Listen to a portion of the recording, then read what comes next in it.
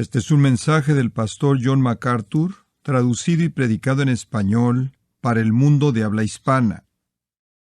Romanos capítulo 3, y vamos a retomarlo en el versículo 25. Y en la primera sección que vimos, la idea fue demostrarle que la necesidad de todo pecador ha sido satisfecha, porque la justicia de Dios es hecha disponible al pecador mediante la fe, y esa justicia ha sido hecha disponible debido al sacrificio de Cristo por nosotros. Cuando Cristo murió en la cruz, Él pagó el rescate. Ahora, simplemente para aclarar algo que no dije, el rescate fue pagado a Dios. Algunas personas creen que Jesús pagó un precio a Satanás.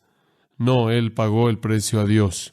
El que destruye tanto el alma y el cuerpo en el infierno no es Satanás. El que destruye el alma y el cuerpo en el infierno es Dios. El juez es Dios. Dios ha sido ofendido. La ley de Dios ha sido violada. La culpabilidad del pecador está relacionada con Dios. La justicia de Dios debe ser satisfecha. Cristo ofrece el sacrificio que satisface la justicia de Dios. Y por lo tanto, la necesidad del pecador es satisfecha en el sacrificio de Cristo, que se convierte en el precio de redención o el precio de rescate pagado a Dios para que su justicia sea satisfecha y la justicia de Dios pueda descender del cielo al pecador. Entonces, la necesidad del pecador es satisfecha. Al mismo tiempo, Pablo presenta un punto, comenzando a la mitad del versículo 25 y hasta el final del capítulo, que Dios también es satisfecho. La necesidad del pecador es satisfecha, que Cristo murió por los pecadores. Sabemos eso, la Biblia dice eso, el Nuevo Testamento dice que Cristo murió por pecadores.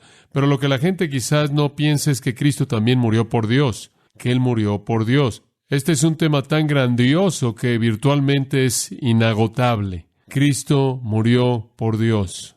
En el primer capítulo de Romanos y el 5º versículo, dice Pablo, dando una palabra personal de testimonio junto con los otros apóstoles y predicadores del Evangelio, hemos recibido la gracia del apostolado para traer la obediencia a la fe entre todos los gentiles. Esta última línea es la clave: por causa de su nombre. Por causa de su nombre. En últimas, la salvación es para la gloria de Dios, la honra de Dios, la exaltación de Dios. Tercera de Juan, capítulo 7, Juan dice que los evangelistas salieron por causa del nombre, por causa del nombre. ¿Le puedo presentar algo a su mente que quizás nunca antes haya escuchado? La razón para la salvación es primordialmente para el beneficio de usted, es para la gloria de Dios. Somos un medio para alcanzar un fin, no somos el fin. Dios no salva a pecadores porque son tan amorosos. Dios no está abrumado de amor incondicional hacia pecadores miserables. Él está abrumado con su propia gloria, y Él, al salvar a pecadores, usa esto como un medio para su gloria eterna ante los ángeles santos y ante todos los redimidos. Cuando Pablo termina el capítulo 11 de Romanos, y usted puede pasar al final del capítulo 11, él llega al final de este gran tratado de salvación. Él va del capítulo 1 hasta el capítulo 11. Él llega al final de esto y, como lo hace con frecuencia en sus cartas, él irrumpe en una doxología. Él ha tenido todos estos razonamientos santificados, todo este argumento lineal, racional, para la maravilla del Evangelio, y al final él irrumpe en alabanza doxológica. Oh, profundidad de las riquezas de la sabiduría y del conocimiento de Dios. Él no puede evitar el darle gloria a Dios por la sabiduría de Dios y el conocimiento de Dios demostrado en la salvación. Cuán inescrutables son sus juicios e insondables sus caminos, más allá de nuestra comprensión. Porque ¿quién ha conocido la mente del Señor, o quién fue su consejero? Dios no tiene asesores. ¿Sabía usted eso? Dios no tiene asesores. ¿Quién le dio el primero para que le fuese recompensado? Él tampoco tiene deudores. Él no le debe nada a nadie. Él no obtiene información de nadie, porque de Él y por Él y para Él son todas las cosas. A Él sea la gloria por los siglos de los siglos. Amén. El propósito entero de la salvación es darle gloria a Dios. Cuando el Señor, en los consejos de la eternidad antes de la creación, convocó una reunión trinitaria, el Padre proclamó su amor al Hijo y le dijo al Hijo: quiero darte una humanidad redimida. Quiero darte una humanidad redimida porque te amo, y el amor da, y el amor divino da divinamente, sin límites, infinitamente. Y el Padre, en una expresión de amor al Hijo, determinó que Él crearía un mundo, y Él permitiría que ese mundo cayera en pecado, y Él recuperaría de ese mundo una humanidad redimida, que daría a esa humanidad redimida como novia a su Hijo, para que esa humanidad redimida por los siglos de los siglos pudiera glorificar a su Hijo. Y Pablo en 1 Corintios nos dice que cuando eso se complete y la humanidad redimida esté llena de manera completa, Dios el Padre se los dará al Hijo como su novia, y según 1 Corintios capítulo 15, el Hijo entonces tomará a la humanidad redimida junto consigo mismo y se dará a sí mismo, y a la humanidad redimida se las dará de regreso al Padre en un acto recíproco de amor. En un sentido, usted es una parte incidental de un gran acto de amor que se lleva a cabo dentro de la Trinidad. Todo es para la gloria de Dios, absolutamente todo. Todo redunda para la gloria de Dios. Todo se resuelve en el acorde final de la gloria de Dios, de tal manera que la doxología al final del capítulo 11 es la cúspide del libro. Comenzando en el capítulo 12, de nuevo la palabra así que o por tanto, y por cierto la estructura del libro de Romanos está construida sobre una serie de por tantos, pero a partir del capítulo 12 es la conducta consecuente a la luz de una salvación tan gloriosa. Entonces, en un sentido general, necesita ser dicho que el propósito entero de la salvación es para la gloria de Dios. Jesús dijo en Juan 17, cuando Él estaba orando esa oración tan grande, sumo sacerdotal, te he glorificado en la tierra, habiendo cumplido la obra que tú me diste que hiciese. Ahora glorifícame con la gloria que tuve contigo antes de que el mundo comenzara. Todo consiste en la gloria divina. El plan redentor entero consiste en gloria divina. Toda persona que jamás se llega a convertir es un regalo de amor del Padre al Hijo. Todo lo que el Padre me da, vendrá a mí, ¿verdad? Juan 6. Todo lo que el Padre me da, vendrá a mí y no perderé a ninguno. ¿Por qué? El Padre escoge, el Padre da, el Hijo recibe, el Hijo guarda, el Hijo resucita. Y la humanidad glorificada entonces se convierte en el coro eterno aleluya que ofrece alabanza a Dios por los siglos de los siglos.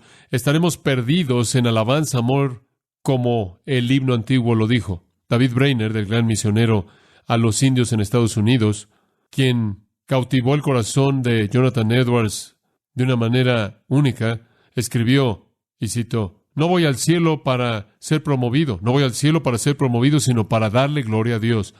No importa en dónde esté ubicado en el cielo, no importa si tenga un lugar más bajo, solo vivir, agradar y glorificar a Dios. Mi cielo es agradar a Dios, glorificarlo y estar totalmente entregado a su gloria para siempre. Fin de la cita. Y Brainerd murió y llegó al cumplimiento de eso. El propósito eterno de la salvación es hacernos capaces de glorificar a Dios por los siglos de los siglos. Ahora hablamos de cómo el pecador es satisfecho por el sacrificio de Cristo. Entonces hablemos ahora de cómo Dios es satisfecho en el sacrificio de Cristo, cómo Dios es glorificado. Le voy a dar quizás 4 puntos para pensar en esto que fluyen de este texto. De regreso ahora al capítulo 3 de Romanos. Permítame leerle los versículos 25b hasta el final, simplemente para que esté de regreso en su mente. Para manifestar su justicia, a causa de haber pasado por alto en su paciencia los pecados pasados, con la mira de manifestar en este tiempo su justicia, a fin de que Él sea el justo y el que justifica al que es de la fe de Jesús. ¿Dónde pues está la jactancia? Queda excluida. ¿Por cuál ley? ¿Por la de las obras? No, sino por la ley de la fe. Concluimos, pues, que el hombre es justificado por fe sin las obras de la ley. ¿Es Dios solamente Dios de los judíos? ¿No es también Dios de los gentiles? Ciertamente, también de los gentiles, porque Dios es uno, y Él justificará por la fe a los de la circuncisión, y por medio de la fe a los de la incircuncisión. Luego, ¿por la fe invalidamos la ley? En ninguna manera, sino que confirmamos la ley. ¿Cómo es que, entonces, la muerte de Cristo glorifica a Dios? ¿Cómo satisface a Dios? ¿Cómo despliega a Dios? Número 1, la muerte de Cristo declara la justicia de Dios. Declara la justicia de Dios. Hay una pregunta abierta antes de la cruz. Hay una pregunta abierta que está flotando en el mundo y es esta pregunta. ¿Cómo puede Dios perdonar a pecadores? Entendemos su misericordia, entendemos su compasión, pero ¿en base a qué Dios perdona? Por ejemplo, Abraham. ¿Cómo puede Dios depositar en la cuenta de Dios justicia divina por la fe? ¿Cómo puede Dios hacer eso? ¿Cómo puede Dios declarar que Noé y su familia es justa? ¿Cómo puede Él darles la justicia de Dios? ¿Cómo puede hacerlo para Enoc al punto de que Enoc camina con Dios? ¿Cómo puede hacerlo para Elías, quien fue llevado al cielo en un carro, o cualquier otro creyente en el Antiguo Testamento? ¿Cómo puede Dios hacer eso sin ser injusto? Esa es la gran pregunta. ¿Cómo puede Dios perdonar a pecadores, concederles su justicia sin ser acusado de ser injusto? Es una pregunta que prevalece y es importante. la justicia de Dios podría ser sospechosa. Y por cierto, esa es una de las cosas que irritó a los fariseos, porque, claro, irritó a aquellos que estaban escuchando al apóstol Pablo, que eran legalistas judíos.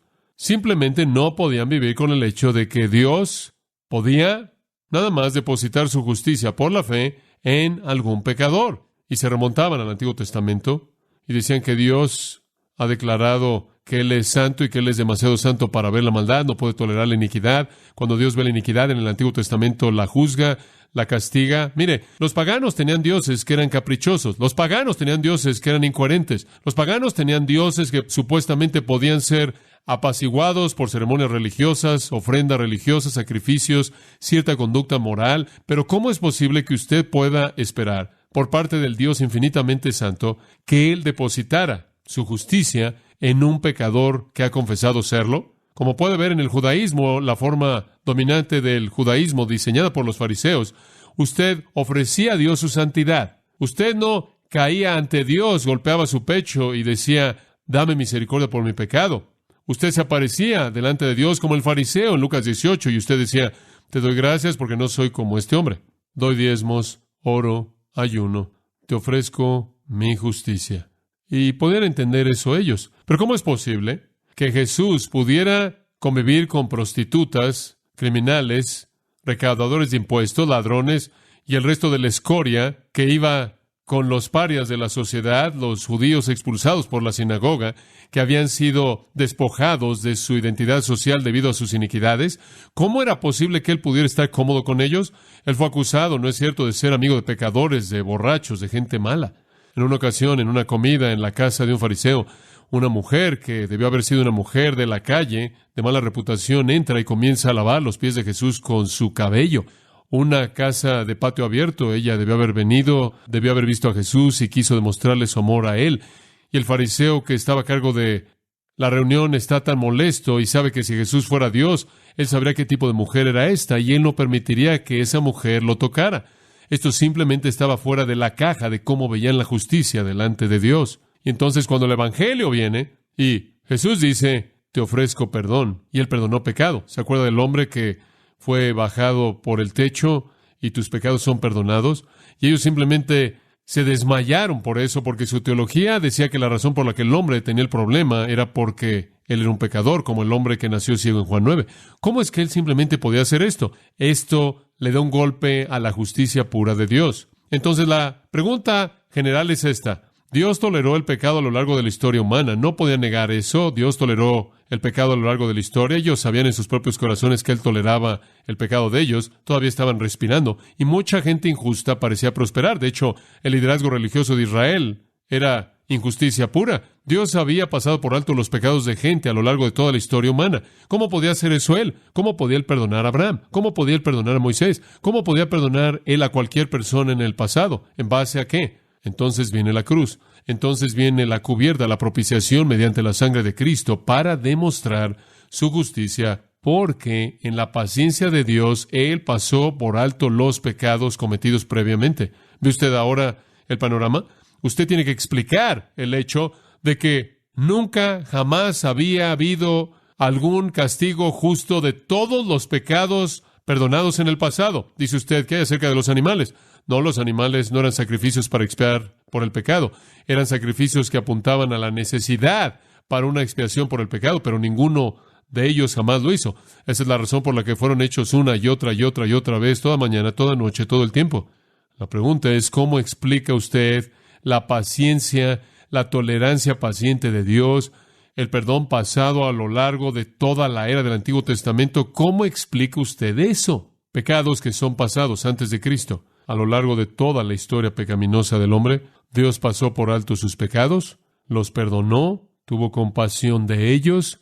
Cuando se arrepintieron y vinieron a Él, Hechos 17:30 dice, los tiempos de ignorancia Dios los pasó por alto. Él no interfirió activamente. Él no trajo el juicio que merecían. La pregunta es, ¿cómo es que Dios puede hacer eso y aún ser santo?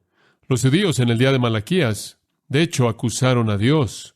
Dijeron, todo el que hace maldad es bueno a los ojos del Señor, Él se deleita en ellos.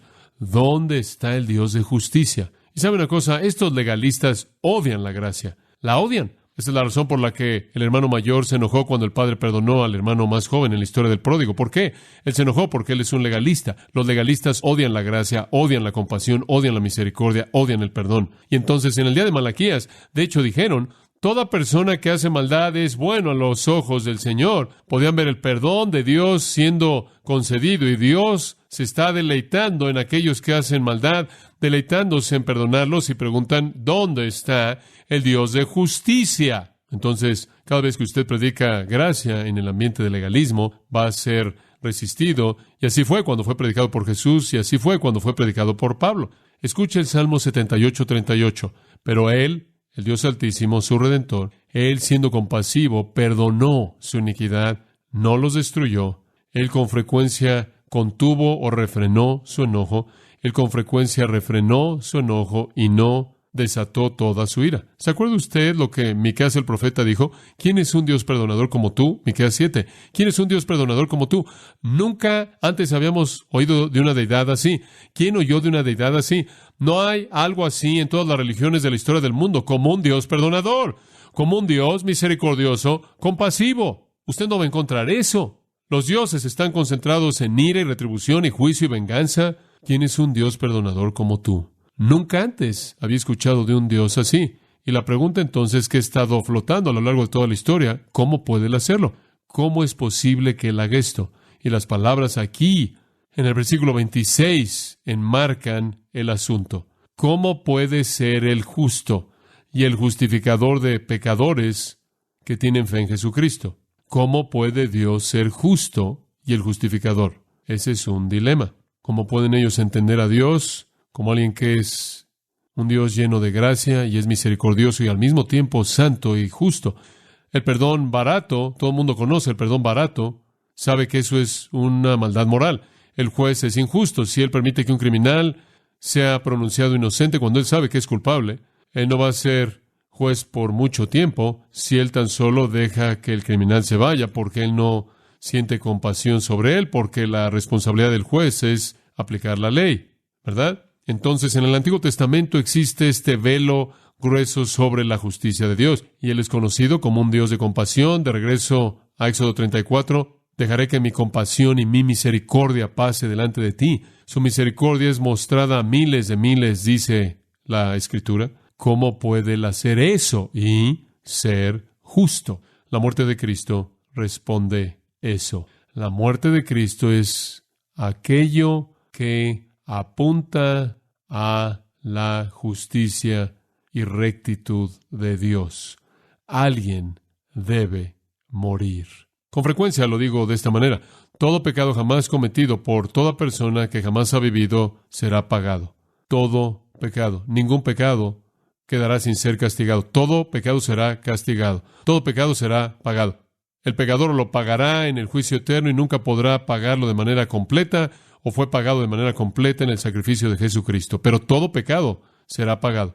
Dios está comprometido a tal grado con la misericordia que Él perdona. Él está tan comprometido con la justicia que Él coloca a su Hijo en una cruz como el sacrificio perfecto que su justicia demanda. Entonces Pablo ve la historia pasada y él explica con claridad la cruz se remonta al pasado para cubrir el pecado. La gente dice, ¿cómo es que la gente en el Antiguo Testamento fue salva?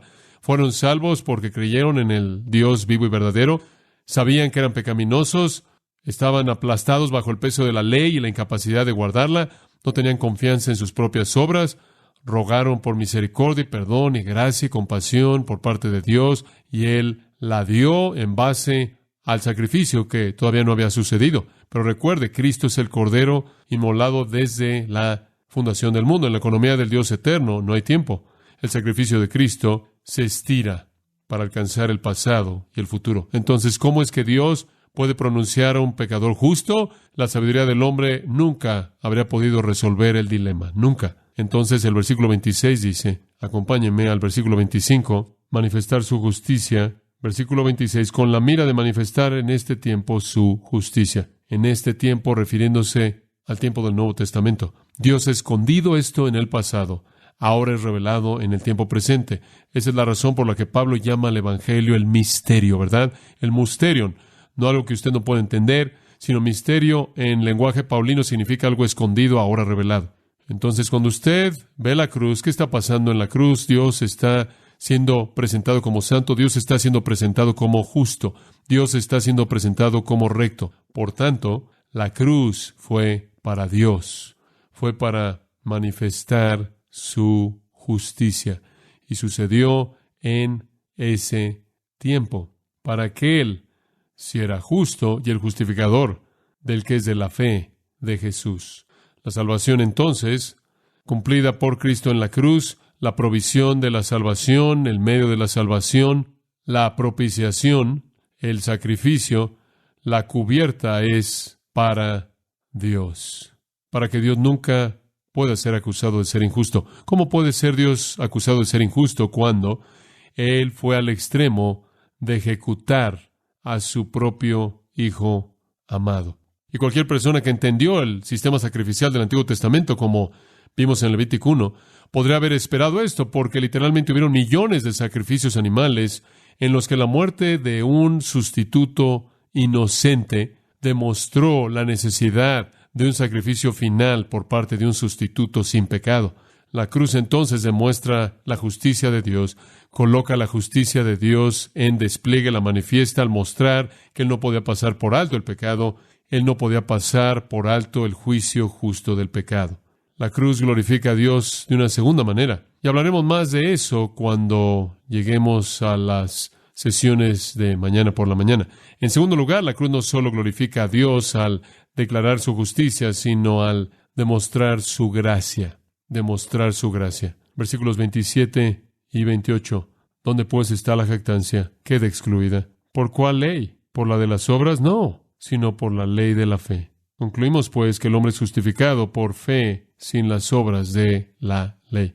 No hay lugar para la jactancia, no hay lugar para tomar el crédito, no hay lugar para congratularse uno mismo. Únicamente Dios podía hacer una provisión como esta. Es esencial, es parte del cimiento al entender el Evangelio, que el que fue ofendido tiene que diseñar los términos para quitar la ofensa, ¿verdad? Y Dios es el que ha sido ofendido. Dios es el que estableció el medio mediante el cual la ofensa pudiera ser quitada. Dios es el que maldijo al mundo. Dios es el que nos declaró como pecadores. Dios es aquel cuya ley ha sido violada, cuyo nombre ha sido blasfemado. Dios es aquel que entonces determina el medio por el cual eso puede ser revertido y borrado y eliminado. Él ha diseñado el plan y Él lo ha hecho por la fe siendo el medio mediante el cual somos justificados de manera independiente de las obras de la ley. Este es un acto de gracia pura, gracia pura. Y ya hemos hablado de eso en la primera mitad del versículo, pero ¿entiende usted que necesitamos verlo desde el punto de vista de Dios? No solo es cuán maravillosa es la gracia para nosotros porque satisface nuestra necesidad, sino cuán maravilloso es entender que Dios es un Dios de gran gracia. La gracia de Dios se manifiesta en la cruz a tal grado que Él coloca a su propio Hijo ahí. Como usted sabe, conforme estábamos terminando el Evangelio de Marcos, regresamos a lo largo de las agonías de la Semana de la Pasión en la vida de nuestro Señor Jesús y volvimos a vivir todos los detalles de la cruz. Y nunca hago eso, pero mi corazón simplemente fue conmovido de manera total, profundamente conmovido por el sacrificio del Señor Jesucristo. Y qué cosa tan horrenda fue eso. En el huerto, como usted sabe, sus capilares se desintegraron a tal grado que la sangre estaba saliendo de sus glándulas del sudor debido al estrés, a la aflicción de llevar el pecado, de ser separado del Padre, de ser castigado. El castigo es tan enorme que literalmente se manifiesta en su fisiología. Y después Él ora esto en oración: Padre, pasa esta copa de mí. Y algunas personas han dicho, bueno, ese es un momento de debilidad. No, no es un momento de debilidad. Pasa esta copa de mí. Es el único comentario apropiado para alguien que nunca, jamás ha conocido el pecado. Si Él no dijera eso, pensaremos que algo estaba mal con Él. No me diga que ese es un momento de debilidad. Esto es tan extraño para Él que es inconcebible para Él. Y para mostrar algo de los horrores. Y yo creo que fue en las tinieblas, en la oscuridad de el mediodía hasta las 3 de la tarde, en esas 3 horas que Él llevó de manera total los pecados de todos los que creerían en Él en 3 horas. Dice usted, bueno, ¿cómo es posible que Él podía llevar en 3 horas todo el castigo de Dios para todos los pecados de todos los que jamás creerían en Él, cuando todas esas personas, si no creyeran, no podrían llevar el peso de su propio castigo a lo largo de toda la eternidad. ¿Cómo es que Jesús en 3 horas pudo llevar el castigo completo de millones de almas que no podían llevarlo para siempre en el infierno? Respuesta: Él tiene una capacidad infinita de llevar el juicio de Dios porque Él mismo es una persona infinita. La gracia encerrada en esto es sorprendente, sorprendente. Esto nos recuerda, claro, cuando escribí el libro de Historia de 2 hijos y prediqué a lo largo de esa serie del padre corriendo y abrazando al pecador inmundo. Esta es una condescensión que es absolutamente sorprendente.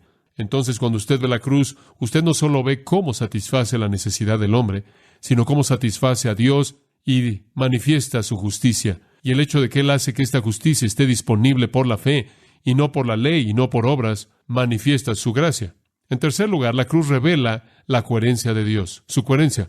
En cierta manera ya tocamos esto y Pablo está regresando un poco aquí para retomar estas grandes verdades. La cruz apunta a la justicia de Dios, apunta a la gracia de Dios y apunta a su coherencia. Versículo 29, el versículo 28 dice: concluimos pues que el hombre es justificado por fe, sin las obras de la ley. Y después viene el versículo 29. ¿Es Dios solamente Dios de los judíos? Ciertamente también de los gentiles. Porque Dios es uno y Él justificará por la fe a los de la circuncisión y por medio de la fe a los de la incircuncisión. ¿Hay 2 caminos para alcanzar la salvación? ¿Hay un camino judío y hay un camino gentil? ¿Acaso los judíos fueron justificados por la ley y los gentiles justificados por la fe? Eso ha sido sugerido por muchas personas. Si usted viene de un trasfondo dispensacional tradicional, a usted quizás se le enseñó eso, pero este versículo establece, el versículo 29, que Dios es el Dios de todos los hombres, judío y gentil. Isaías 54:5 dice: el Dios de toda la tierra será llamado. Jeremías 16:19,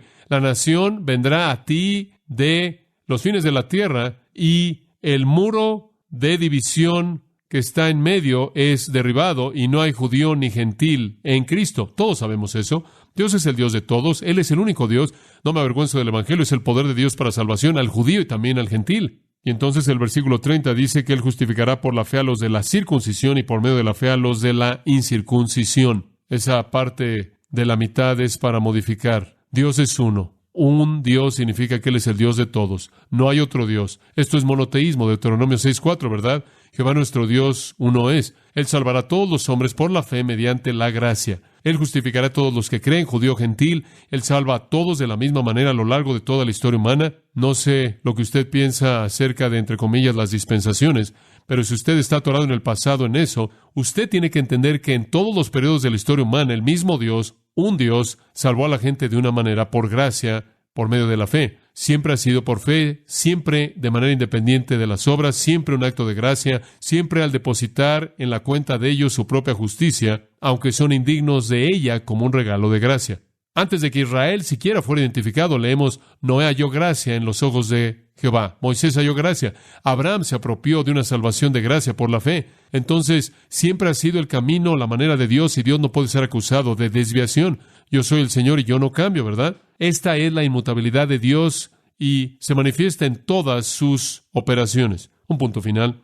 La cruz entonces satisface a Dios. Cristo murió por Dios en el sentido de que la cruz declara la justicia de Dios, la gracia de Dios, la coherencia de Dios y también confirma la ley de Dios. Confirma la ley de Dios. Si Dios dijera: ¿sabes una cosa? Me da tanta lástima verte. Simplemente te voy a perdonar. Usted oye esto: Dios lo ama a usted incondicionalmente. ¿En serio? No creo. Pero la idea del Evangelio en la actualidad es, usted sabe, tú simplemente ora esta pequeña oración y ¡boom! Se acabó. ¿Qué hay acerca de la ley de Dios? Quebrantas la ley de Dios, mueres, ¿verdad? La paga del pecado es ¿qué? Muerte. El alma que pecare, esa morirá. Si usted, Gálatas capítulo 3, usted sabe, maldito es todo aquel que quebrante la ley. ¿Qué hay acerca de eso? Cuando decimos que Dios perdona por gracia y perdona a aquellos que creen y deposita la justicia de Él, versículo 31 pregunta, luego por la fe invalidamos la ley. ¿Qué hay acerca de la ley? ¿Qué hay acerca de el requisito? ¿Qué hay acerca de un castigo justo? En ninguna manera, sino que confirmamos la ley, establecemos la ley. Cuando usted ve el Evangelio, usted entiende que no puede quebrantar la ley de Dios sin activar la justicia santa.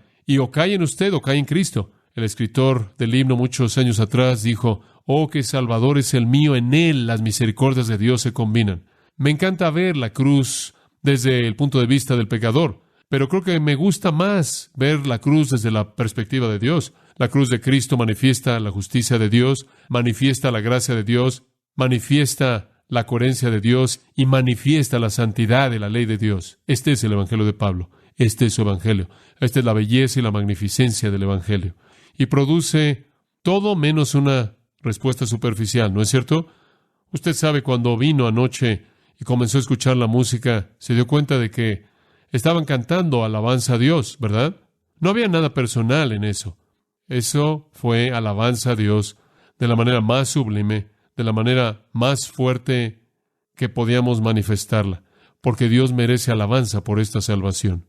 Padre, te damos gracias de nuevo por tu palabra, y es tan refrescante en esta mañana. Simplemente queremos honrarte, te adoramos, te alabamos, te amamos. Gracias por todos tus regalos buenos hacia nosotros. Danos un día maravilloso, maravilloso. Oramos en el nombre de Cristo. Amén. Usted ha escuchado a John MacArthur, maestro bíblico de gracia a vosotros.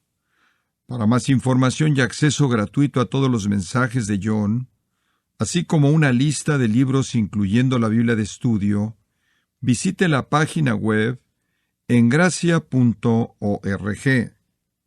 Gracia a vosotros y el pastor John MacArthur se reservan toda protección y derecho de autor bajo la ley que esté vigente.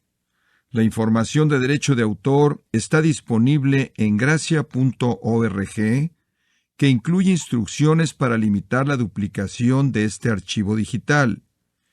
Gracia a vosotros es una organización sin fines de lucro dedicada a desarrollar recursos desde las enseñanzas del pastor